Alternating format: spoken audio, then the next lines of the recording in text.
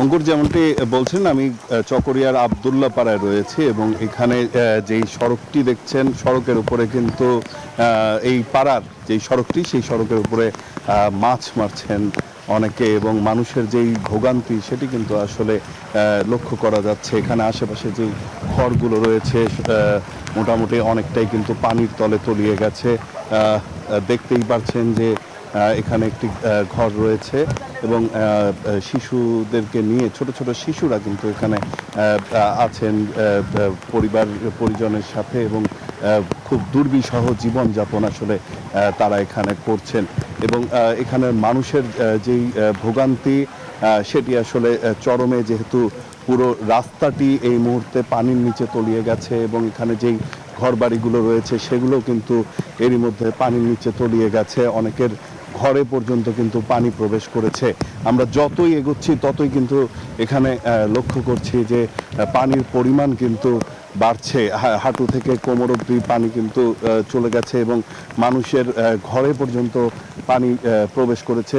এখানে যারা স্থানীয়রা রয়েছেন তাদের সাথেও একটু কথা বলার চেষ্টা করব।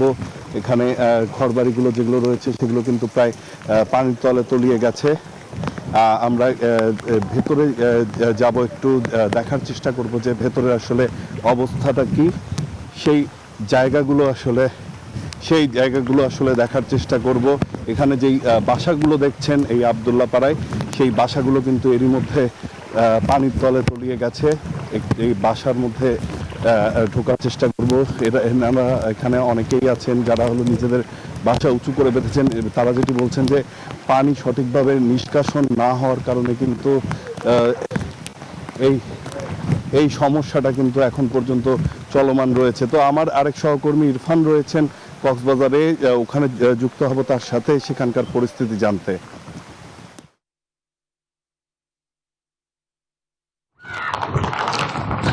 জিকো, আপনাকে ধন্যবাদ। আপনার কাছে চকরিয়ার খবর শুনছিলাম। এই মুহূর্তে আমরা আছি কক্সবাজারের সবচেয়ে যেখানে বন্যা প্লাবিত হয়েছে, রামুর দক্ষিণ মিঠাছড়ি ইউনিয়নে।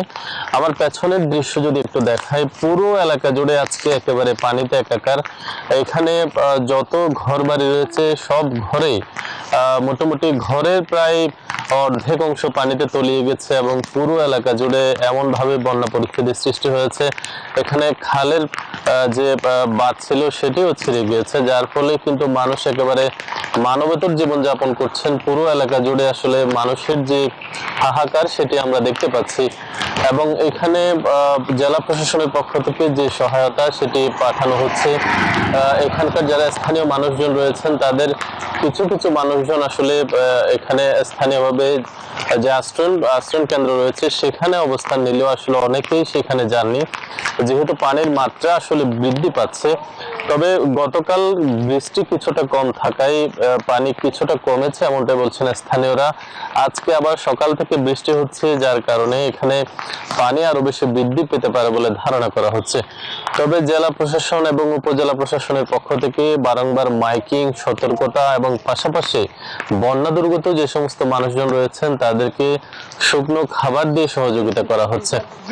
তবে অন্যান্য বছরের তুলনায় এবারের যে বন্যা, এটি কক্সবাজারে মোটামুটি বেশ উদ্বেগের জন্ম নিয়েছে, যেহেতু এখানে এবারের বন্যায় প্রায় 20 জনের বেশি মানুষের মৃত্যু হয়েছে, যার ফলে মানুষের মাঝে যে ভীতি আর উদ্বেগ সেটি বৃদ্ধি পেয়েছে এবং বর্ষাকাল মানেই কক্সবাজারে এখন একটি ভয়ের কাল হয়ে দাঁড়িয়েছে। এ ছিল কক্সবাজার থেকে বন্যার সবশেষ খবর। এখন আমরা জানবো, চলে যাব চট্টগ্রামে। সেখানে আছেন আমাদের সহকর্মী নয়ন বড়ুয়া।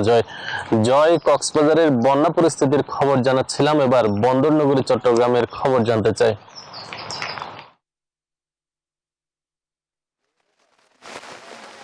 ইরফান, আপনি যেমনটা কক্সবাজারের খবর জানিয়েছেন, তেমনিভাবে চট্টগ্রামের সাতকানিয়া, চন্দনাইশ, পটিয়া, বাঁশখালী সহ কয়েকটি কয়েকটি এলাকা কিন্তু আমরা দেখতে পাচ্ছি বিভিন্ন উপজেলায় দেখতে পাচ্ছি পানিবন্দী অবস্থা আছে। লাখ লাখ মানুষ কিন্তু পানিবন্দী আছে, এমনকি শুধু সাতকানিয়ায় এই অবস্থা আমরা দেখানোর চেষ্টা করছি। চন্দনাইশ এবং সাতকানিয়ার অবস্থাটা দেখছেন, এখনো পর্যন্ত পানিবন্দী অবস্থা আছে। রাস্তাঘাটে যেমনটা পানি, এমনকি চট্টগ্রাম কক্সবাজার মহাসড়কেও বিভিন্ন এলাকায় বিভিন্ন সড়কের উপর দিয়ে হাঁটু পানি এখনো পর্যন্ত আছে, যান চলাচল করছে খুব সতর্কতার সাথে। তাও আবার দূরপাল্লার বাস ছাড়া অন্য কোনো পরিবহন চলতে পারছে না।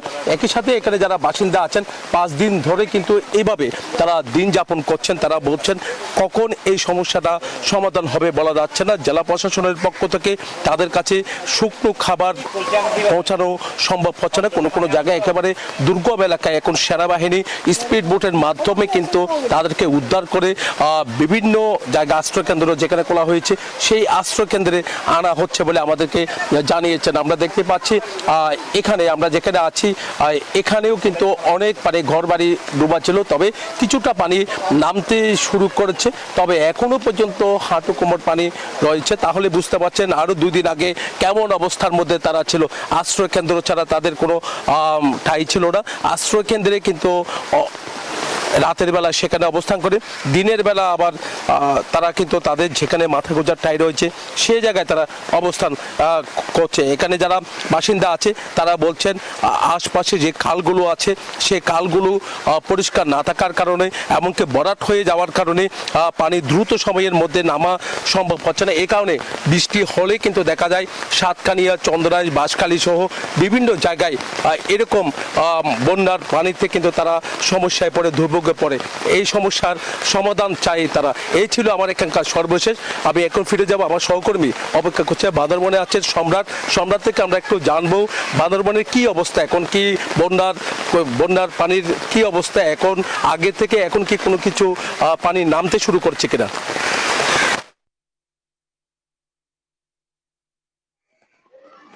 জয়, আপনাকে ধন্যবাদ। আপনি জানাচ্ছিলেন চট্টগ্রামের বন্যা পরিস্থিতি, আসলে ভয়াবহ অবস্থায় শুনলাম চট্টগ্রামে। আমি এই মুহূর্তে দাঁড়িয়ে আছি বান্দরবানের একটা আদর্শ প্রাইমারি বিদ্যালয় আশ্রয় কেন্দ্রে। বান্দরবানের যে বর্তমান বন্যা পরিস্থিতি যদি আপনাকে জানাতে চাই, আসলে গতকাল বিকাল নাগাদ কিছুক্ষণ বৃষ্টি থেমে যাওয়ার কারণে প্রায় 1 সেন্টিমিটার পানি কমে গেছিল নদী থেকে।